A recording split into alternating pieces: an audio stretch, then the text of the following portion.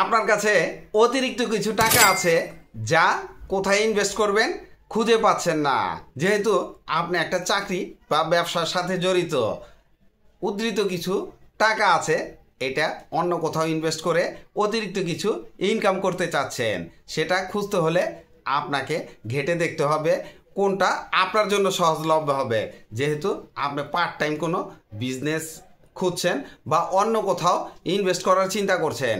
তাহলে অন্য কোথাও যদি ইনভেস্ট করেন, আমি বলবো আপনার টাকা আপনি নিজেই ইনভেস্ট করেন, আপনি নিজেই একটা ছোট্ট ব্যবসা করেন, যেটা আপনি আপনার ব্যবসার পাশাপাশি বা আপনার চাকরির পাশাপাশি করতে পারবেন।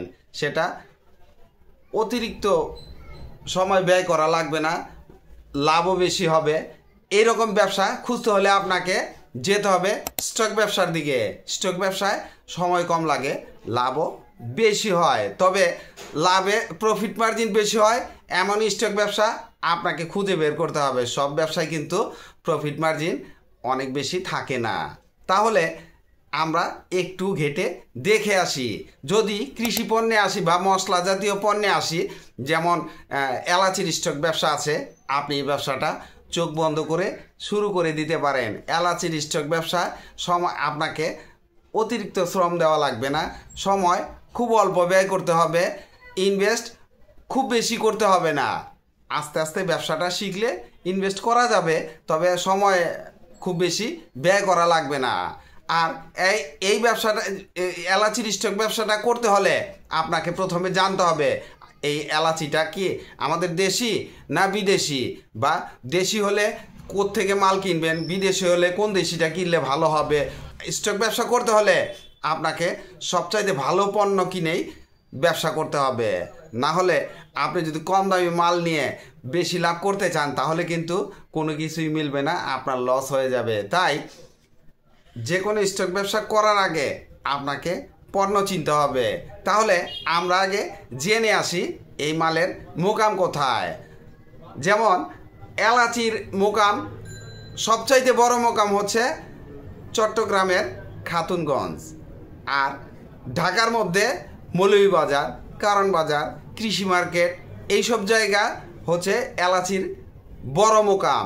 তবে সবচাইতে বড় মোকাম চট্টগ্রামের খাতুনগঞ্জ। ওইখানে মালগুলা কোত্থেকে আসে এটা জানতে হলে আপনাকে একটু দূরে যাওয়া লাগবে।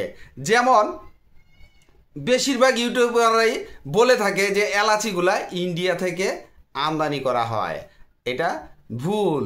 ইন্ডিয়া থেকে হ্যাঁ আমদানি করা হয়, কিন্তু কত পার্সেন্ট আপনি হিসাব করে মিলিয়ে দেখবেন। আমাদের দেশে আমদানিকৃত এলাচির 95% আসে গুয়েতেমালা থেকে। গুয়েতেমালা নামক একটা যে দেশ আছে, বেশিরভাগ লোকেই জানে না। ওই দেশ থেকে 95% এলাচি আমাদের দেশে আমদানি হয়ে থাকে। তাহলে কিভাবে আসে? বড় বড় জাহাজ দিয়ে আসে। 10,000 কেজির একটা লট আসে, 10 টনের একটা লট আসে। তাহলে যদি 2,000 টাকা করে কেজি হয়ে থাকে 1 কেজি এলাচি, তাহলে 10,000 কেজি এলাচির দাম কত? 20 কোটি টাকা। তাই যে কেউ এই মাল আমদানি করতে পারে না। তাহলে আপনি যখন সাইড বিজনেস হিসেবে এই ব্যবসাটা করবেন, খাতুনগঞ্জ থেকে আপনার প্রথমে করার দরকার নাই।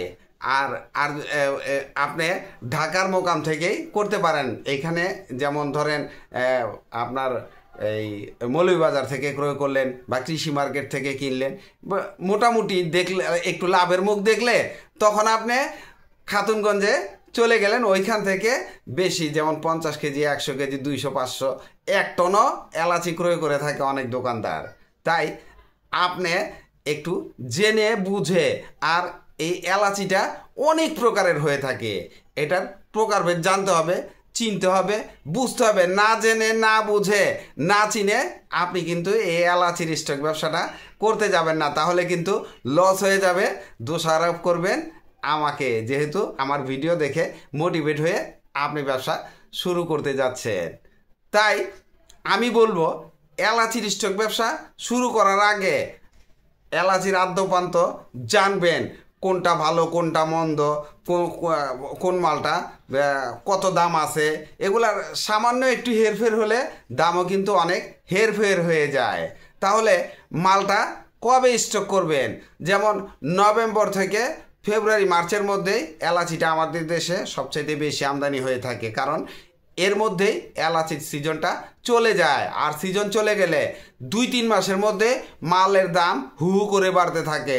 1200, 1400, 1500 টাকার এলাচিগুলা 2500, 3000, 3500, ক্ষেত্র বিশেষে 5000ও হয়ে থাকে। তবে 5000-এর মালটা অনেক ভালো কোয়ালিটির, যেমন 2600 থেকে 2800 বা 3000 টাকায় যে মালটা কিনবেন, এই মালটা আপনি 4.5 থেকে 5000-এ বিক্রি করার সম্ভাবনা থাকবে। বিক্রি করবেন এটা শিওর গ্যারান্টি আমি দেই না, তবে বিক্রি করার সম্ভাবনাই সবচাইতে বেশি।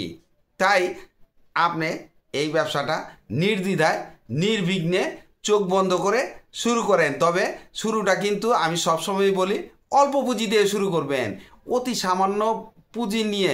যেমন ধরেন 10 কেজি এলাচ প্রথম সিজনে কিনে আপনার ঘরে রাখেন, রেখে দেখেন যে আপনি কত টাকায় বিক্রি করতে পারেন। 1 কেজি এলাচে আপনার কত টাকা লাভ হয়। নিচে 500 টাকার নিচে লাভ হলে আপনার এই ব্যবসাটা করার দরকার নাই। যদি 500 টাকার উপরে লাভ হয় তাহলে এই ব্যবসাটা বেশি পুঁজি ইনভেস্ট করে শুরু করবেন। তবে শুরু করার আগেই বলেছি যে আপনি কোথায় বিক্রি করবেন তাদের সাথে একটু আলোচনা করে নেবেন। তাদের কাছ থেকে অনেক কিছু শেখার আছে, যেহেতু আপনি এলাচ সম্পর্কে কোনো কিছুই জানেন না, আপনার এই সম্পর্কে কোনো ধারণা নেই।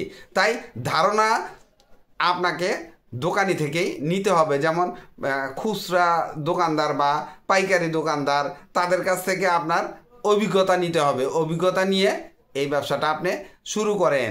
প্রফিট মার্জিন অনেক থাকবে, কারণ বিদেশি পণ্য যখন সিজন না থাকে তখন কিন্তু আমাদের দেশে আমদানি বন্ধ হয়ে যায়। আর আমি যেটা বলেছি যে শুধু গুয়েতেমালা থেকেই এলাচ আসে না, এইখানে ভুটান থেকে আসে। কেউ বিশ্বাস করবে? ভুটান থেকে এলাচি আসে, ইন্ডিয়া থেকে সামান্য পরিমাণ আসে। যেমন 95% বাদ দিলে 5%-এ 100 ভাগ করলে 5%-এর 100 ভাগ করলে ওইটার 40% আসে আপনার ভুটান থেকে। বাকিগুলা যেমন ইন্ডিয়া থেকে আসে, দুবাই থেকেও কিছু পরিমাণে এলাচি কিন্তু আসে, আমরা এগুলা জানি না। তাছাড়াও যেমন আমেরিকান এলাচিও আছে, আমেরিকা থেকেও এলাচি আসে। অনেকেই শুনলে বিশ্বাস করবে না, সবাই ইন্ডিয়া ধরে রাখে। যেমন ইন্ডিয়ার বর্ডারেও মাল কিনতে যায়, ইন্ডিয়া থেকে 2 কেজি, 3 কেজি, 5 কেজি এলাচ নিয়ে আসে। কিন্তু সবচাইতে বড় যে দেশ থেকে আসে এটি আমরা জানি না।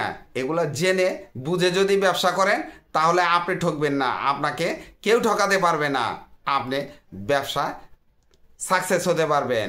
আমার এই ভিডিওটি যদি ভালো লাগে তাহলে একটা লাইক দিবেন, কমেন্টস করে জানাবেন, চ্যানেলটি সাবস্ক্রাইব করবেন এবং পাশে থাকা বেল আইকনটি প্রেস করে দিন, যেন পরবর্তী নতুন কোনো বিজনেস আইডিয়া আপলোড দেওয়ার সাথে সাথে আপনার মোবাইলে সর্বপ্রথম নোটিফিকেশন চলে যায়। আজকে এই পর্যন্তই।